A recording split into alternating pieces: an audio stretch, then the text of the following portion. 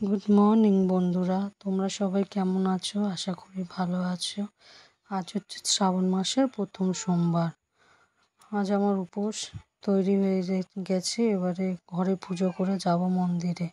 তোমাদের বলেছিলাম না, আমাদের একটা মন্দির আছে শিবের, সেই মন্দিরে যাব জল ঢালতে। আগে ঘরের পুজোটা কমপ্লিট করে নিই। যাচ্ছি মন্দিরে। মন্দিরে গিয়ে ভালো করে ভোলে বাবাকে পুজো টুজো করে তারপর ব্রত কথা শুনে তারপর আমি জল খাবো।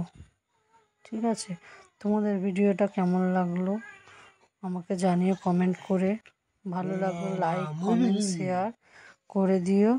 ঠিক আছে, টাটা বাই বাই, ভালো থেকো সবাই।